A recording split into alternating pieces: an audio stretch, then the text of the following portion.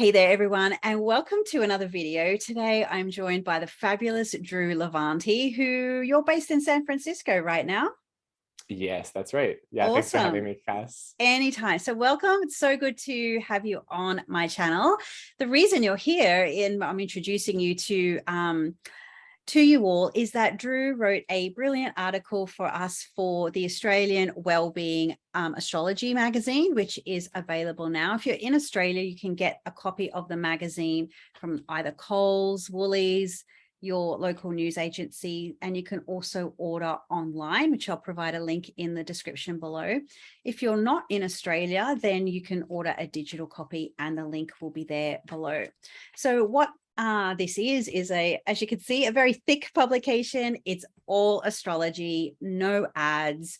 There are horoscopes for 2023 written by yours truly. And there's also articles from a selection of astrologers from around the globe. So we have lovely Drew, we've got Kelly Surtees, Wade Caves, Hilary Spiteri, Alex Trenoweth, and many other astrologers. So this really makes a great keepsake to keep on in your astro library that you will definitely reference for years to come.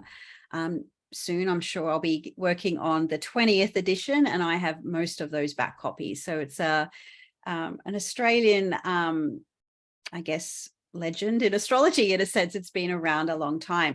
So I think this is your first writing published article. Is that correct, or just in print?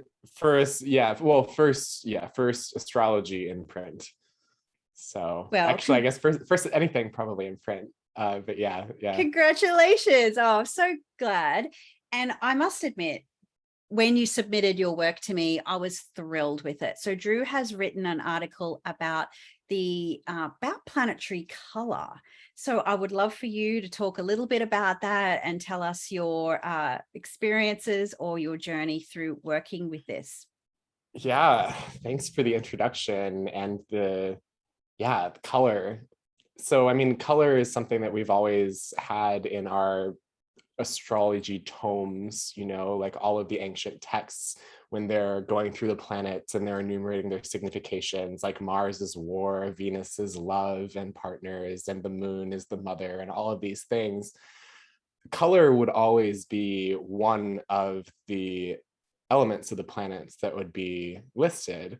And I find that interesting. And then I started thinking about different places that this would come up, so we have places like the Picatrix where Saturn is black, right? But if you look at the specific language that would be used for these things, it was always a much more complex kind of metaphor being used for the planets. And so this is something that really captured my imagination, especially when working with astrological magic, where you're gathering associations. You need these associations, like a planet's color or a planet's smell or a planet's taste. You need all of the senses to come together within a magical operation in order to produce an effect. Or maybe you don't need all of them, but you need some. You need you need some kind of complex combination, like an evocation type of thing to connect.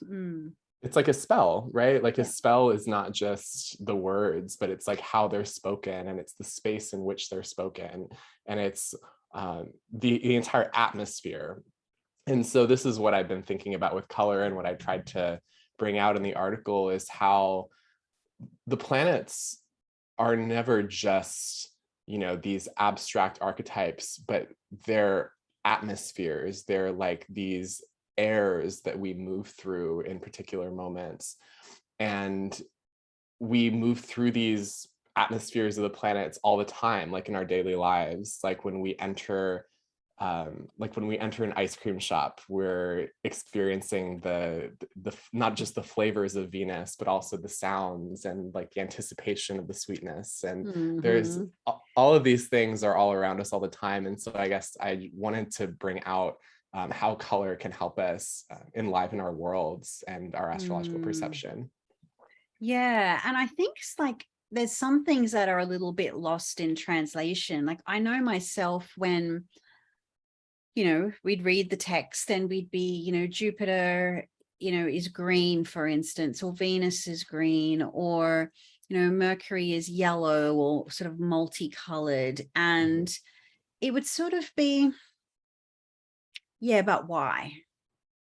Like all these different types, or, sometimes even Jupiter would be associated with a royal blue or purpley type of color. And, I guess me and my Mercury bit said just, yeah, but why? But why is it like that? Yeah. And I think, there's some things in language, like we don't necessarily, we use colors as more adjectives now as opposed to nouns. Maybe it'd be a way to describe it. Like color in more ancient language seemed to be more evocative of a mood or a sensation or a feeling, rather than going, yeah, my car's red. Yeah, or like an actual substance. Like I think this is one of the examples that I used in the article, was like the blue to describe Jupiter might be the blue of like a specific, it might be referring to a specific stone like lapis lazuli. And that would be like Jupiter's blue, sort of like sky blue. And so that's, yeah, it's like, why? And so I think we've talked about this before, Cassandra, about how the more time you spend with the planets, the more you get these downloads about what's really going on. And yeah, this is something I try and convey to students all the time. It's like a symbol, and then you connect with that symbol, and then your brain and your body just I don't know, it's almost like a drop down menu in a website. You have that's the tab, but as soon as you open that tab, there's then all of these options. And that's part of developing the language of astrology, is seeing Mars, there's your drop downs, Mars and Leo, there's a whole bunch of other drop downs. And I think color just adds such another level of like a mood magic to it that we just don't tend to connect to so much. Totally. And so, yeah, that's what happened with me. It was sort of like opening a drop down on Jupiter's color. That was where I started, was in doing magic with Jupiter. It's sort of like a Venus-Jupiter combination working that I was doing back in like October of 2021, when Venus was in Sag and it had reception from Jupiter in Aquarius. And it was a very like non-standard election that I was working with. But the way that the planetary hours worked with everything, it just felt too good to pass up. And so I was looking for, what colors should I be using for this particular working? And I settled on blue and yellow as, a sort of, both of those colors are considered Jupiterian in multiple sources. But something about that color just really captured me. And so it's what I worked with. And so when you do astrological magic, you're planting seeds of resonance and feedback, and then they come back to you later. That's at least one of the things that happens with astrological magic in my experience. And so in this journey with like blue and yellow, putting it on my altar using blue and yellow candles, I made a hydrosol with chamomile, which if you've ever distilled chamomile before, you know that it produces a blue oil. Yes, it does. Yeah. Yeah. And so that was something that I learned in the course of, doing this. But then I got to the day of the action, a day later, or a few months after that election, and for another Jupiter working, and it was at sunrise. And I was just captured by the blue and yellow of the sky. Blue and yellow is like, that is what that color combination, that's why that color combination evokes Jupiter, is because it's the sky. And so that was a download that I had, watching the sunrise and the sky become blue, like from this darker, deeper blue into this daylight blue with, the clouds, and I found it so, it was like the universe was showing me a different way to talk to it. and a different way to understand the world through the archetypes that I already had, but the archetypes were becoming something like a little bit further than I thought. So yeah, that's one of the things that I love about color, is how it takes us not only to these like, you know, it's not just categories of like Jupiter is this or Saturn is this, but it's like what spaces, what atmospheres, what scenes do the planets take us to, and being able to you know, commune with the planets in ways that are like very in the world. It's not just in like your broom closet, but it's very much out there, and there are reasons that the planets have these associations, just like Saturn and the ocean, for example. Yeah, I love that. And it's funny, a friend of mine was walking on rocks, you know, like along the ocean, sort of you know how they have like when they, what's the word, when they kind of try and wall the beach a little bit. And Sure. anyway, under a Saturn transit, a big wave knocked him off the rocks. And yeah, it was a bit of injury there. And it was like, yeah, there's Saturn. And, you know, just when that ocean is sort of almost black and it's Yeah. eerie and it's dark, and yeah, it's vast. that Just like, moodiness. Yeah. No, I did. Yeah, you did write that about Saturn in the article, which was yeah, I was like, I'm glad that you wrote that, because I've always really enjoyed that, because it can be so pristine and calming, but then it can get that real sort of moody vibe too. yeah, it can be ferocious, you know. Yeah. And there's so many things about the ocean and Saturn, like definitely that dark deep blue that is almost black. And this is yeah, that's something that comes out in the Orphic hymn to Saturn, actually. I talked quite a bit with Kristen Mathis, who's she speaks, or she translates ancient Greek, and went back to the Orphic hymns, and I was talking to her about the Orphic hymns, and one of the words that's used for Saturn is like this black that would almost be like the skin of a dark skinned person reflecting the sun. That was like what the language being used for Saturn was in the specific hymns. And they would use words like charred, smoky, to describe like the quality of light.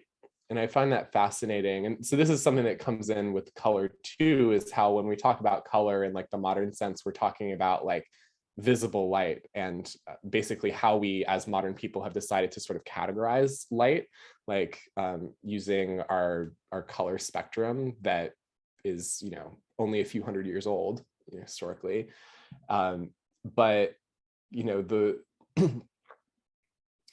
the way that Saturn would be described, you know, as like smoky light. So when we're looking at the old texts describing like planets and their color, they would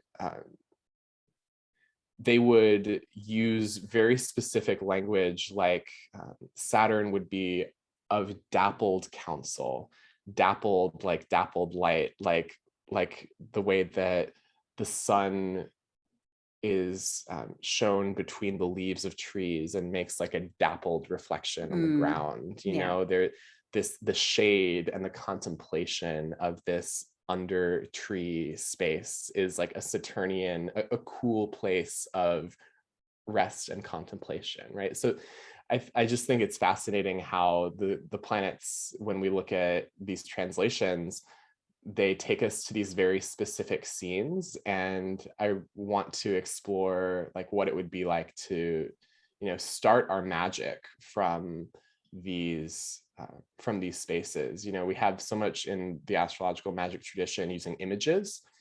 And those images are, you know, like a man on a lion holding like a spear or something like this. But I wonder about like, you know, the shadows under a tree or something like that. Like what Yeah, else can we conjure with? this reminds me a lot of oh gee, I haven't seen it since I was a kid, a teenager. There's a very famous movie and it was called Mask, and it was made in the early 80s, and Cher was in it. Mm, And I forget the guy's name, but it was based on a true story of a boy, he was a teenager in the movie, where he had some disformity of his face and bit kind of elephant man type features. And he was on a school camp or something like that. And he made a friend and she was blind, and obviously she couldn't see him. So he was able to be his true self with her. But because she was blind, she could never see color. And so in order to try and describe color to her, he would be like, oh, here's a block of ice, or here's something that's hot. And so he'd use temperature to, mm, when you can't see color, how do you describe it, or how does it feel? And just the way that you've written this article and the way you're describing it to me, I remember this movie and thinking, wow, like, how would you work with color if you can't see it? And I mm, think now we rely so much on the visual and the mhm, descriptive of it, we mhm, forget, what does color feel like? absolutely. And early in my career, I worked in a naturopathic clinic, and, I'd do consultations for people, and, they'd go out into the main reception and they'd look around at all the crystal jewelry and bits and pieces that was out there. And I just would observe my clients, and they would just be drawn to the color that described the sign that their progressed moon was in. Oh, wow. And, or someone would go, oh, I usually love rose quartz, for instance, but now they're all into obsidian, or whatever the situation is. Mm. And I'd be like, let me just see where your progressed moon is. Because, that will change every 2.5 years or so. And that will be like, why am I really drawn to, this crystal or this color or whatever the thing is? So yeah, really Mm. interesting. That's fascinating. Yeah, to Mm, track, our affinity to color based on things in our charts. That's yeah. really interesting. And I, Oh, I think, go ahead. now you go. Well, I was just thinking like it would be, um, oh, I lost it. So why don't you? It's I getting mean, late. as an example, right? I have never liked the color blue. Never liked it. Mm, And when I was pregnant with my son, I just, before I even knew he was a boy, I found myself drawn to blue. And so I just was thinking, oh, I must be having a boy, right? But also my progressed moon was in Pisces, ruled by Jupiter. mm, So mhm, obviously I was also drawn to the blue from that perspective. And so mhm. I remember my son's dad was like, no, we're having a girl, we're having a girl. I'm like, nah, it's a boy. And I felt Wow. even more confident about that because I thought, I'm attracted to blue. Wow. Interesting. Yeah. And it was a Yeah, color I hated it. It was my least favorite color.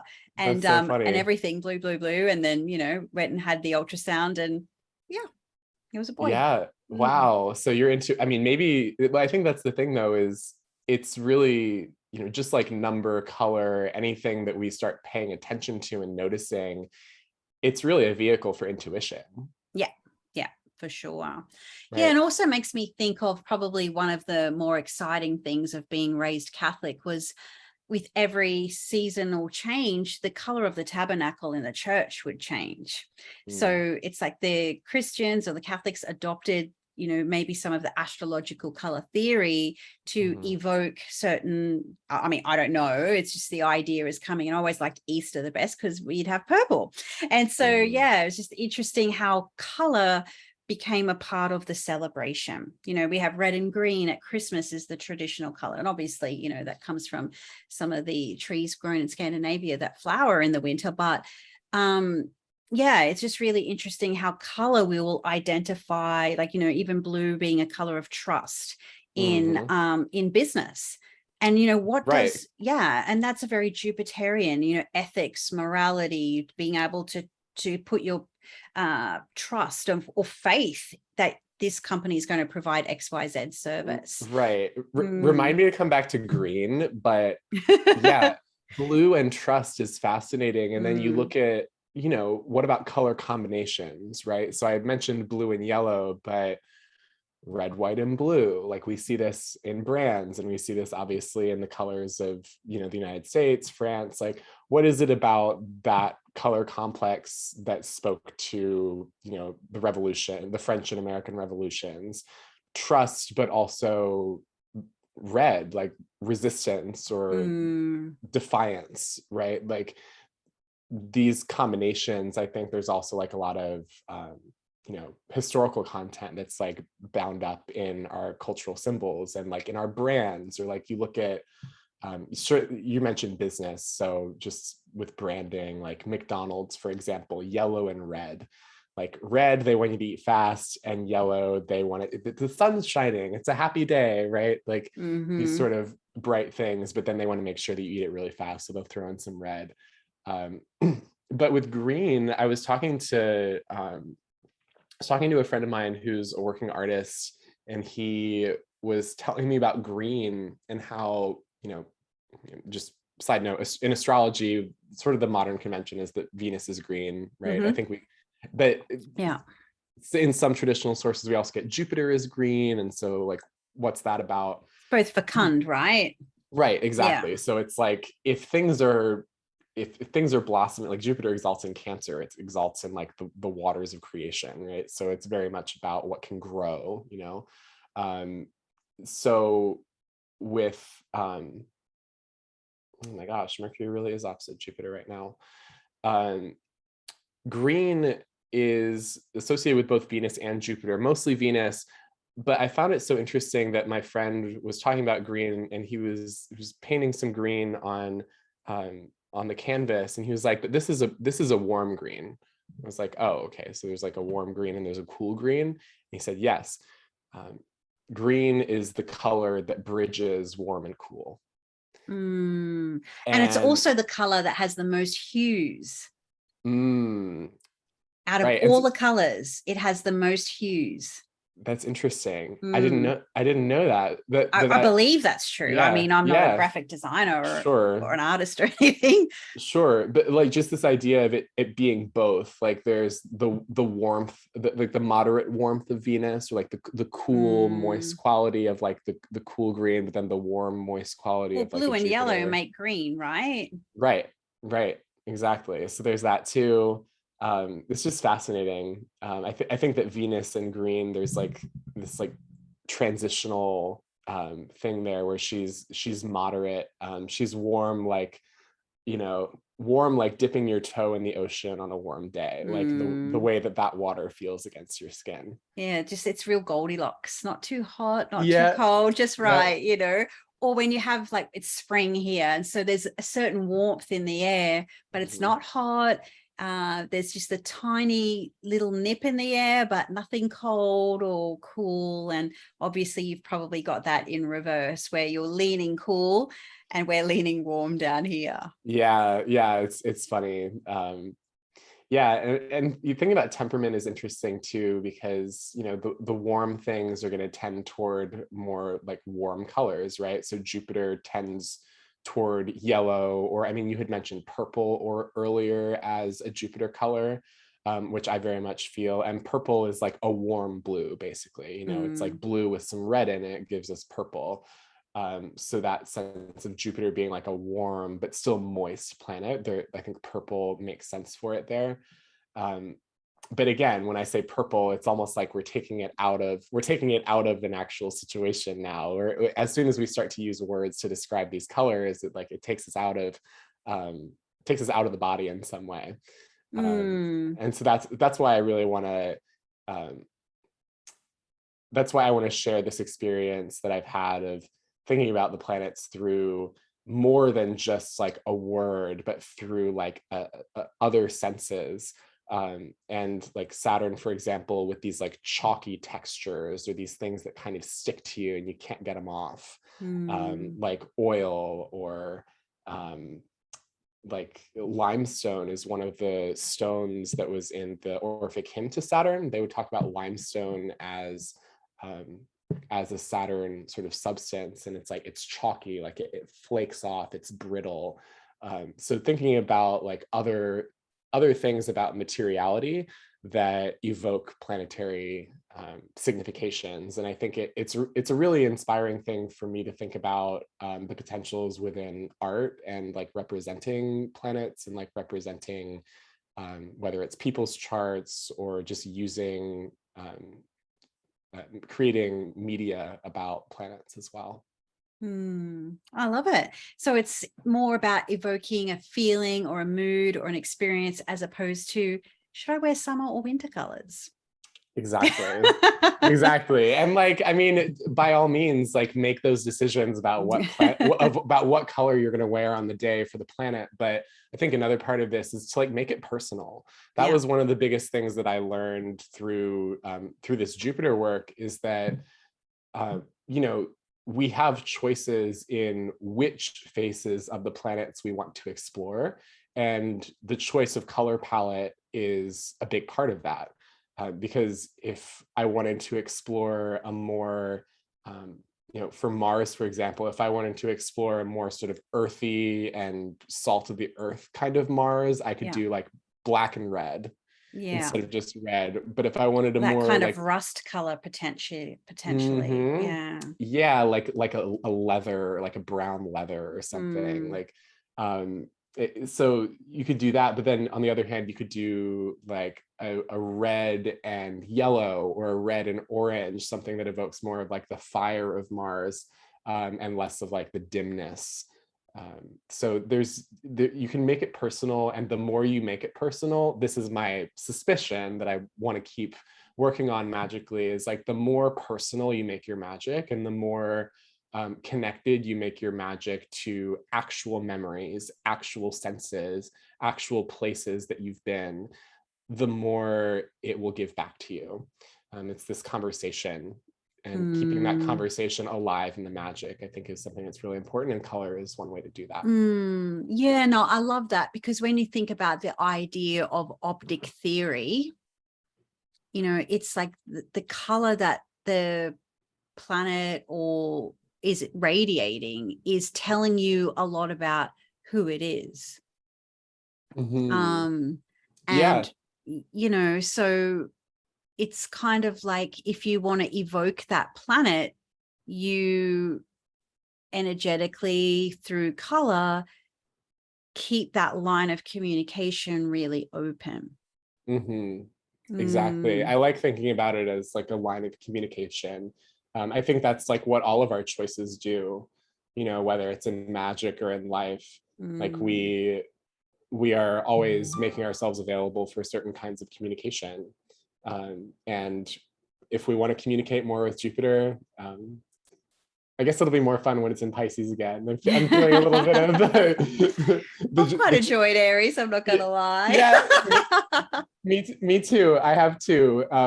It's funny, yeah. When I think yeah, this whole article was written when Jupiter was in Pisces, and I'll never forget, I was like in a cafe finishing it up. I was probably already like a day or two late, obviously, and just rushing to submit it at the election that I had chosen. And Jupiter was in Pisces, and I finished the article during Jupiter hour as a thunderstorm like started pelting down, and I was like, I hear you, baby. And that's when you know, right, that, you know, Jove is with you, kind of thing, you know. Oh my gosh, the weather thing is wild. Like back in March when I did that election that I wrote about in the piece, it started to rain like hours after. It was the first rain San Francisco had in months. And like on that election, it started to rain. And of course, like the moon was conjunct Neptune in Pisces with Jupiter and the sun. So it was like a very wet chart. But part of me wonders, like, was that, you know, can we do weather magic without even trying? I think we can, for sure. Well, I just want to say thank you so much. This is, I think this is really wonderful work and very unique and very different. So thank you for writing this. Of course, if you dying to know all about planets and color through Drew's work, you can order the magazine via the download. As I said, those descriptions, links and things will be below. So Drew, do you have anything to share with the people and with what you've got happening?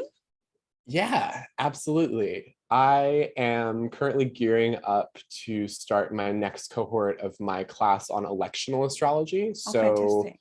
that is going to be starting up February 1st, and I'll be releasing more information about that. We've already done one cohort of like 30 students, and I'm really excited to meet the next group of students who want to explore electional astrology. So aligning our lives with the rhythms of the cosmos and using specific moments to launch ourselves into connection with the world. And so that's really a bit of a specialty that you have, isn't it? Yeah. It's kind of it's certainly become a specialty. It's like it's what my colleagues will refer their clients to me for as elections, and now everybody just knows me as like the electional guy. So yeah, well, it's definitely something I think you really excel at. So I love it. I love it. And what I've really found is I love teaching it. So the best way to find out about that is by signing up for my newsletter, my website. Will you be able to put my website in the for sure. description? Yeah. So just like get on my newsletter, or even, or come see me for a reading and we can talk about your colors. I don't know why that made me laugh so much. I'm gonna admit it's 2:05 a.m. here because we did it for the election, so my promo brain might not be firing fully, but but that was great. For sure. It was cute. It was cute. I loved it. Now, what is your website? What is the URL for that? Yeah, it's rkastrology.com. That's ARCHE astrology.com. RK as in the beginning. It's one of those Greek words. Yes, with all those Aries planets, it's a perfect name for you. yeah, totally. So yeah, I'm excited to continue, writing, and I want to. Mars is in Gemini, rules my ascendant, or the current Mars in Gemini transit rules my ascendant, and I have a feeling I'm going to be writing a lot more while it's retrograde. So thank you so much for this opportunity, Cassandra, like to write for WellBeing. And now Jupiter's nearly back in Pisces, and here we are promoting what you wrote with Jupiter in Pisces. Truly. That's awesome. Jupiter. Well, so great. Thank you. This work was stunning, and I'm glad that I can help share it with more people. Thank you, Cassandra. Anytime. Well, thanks for joining us, everyone, and I look forward to seeing you in the next video.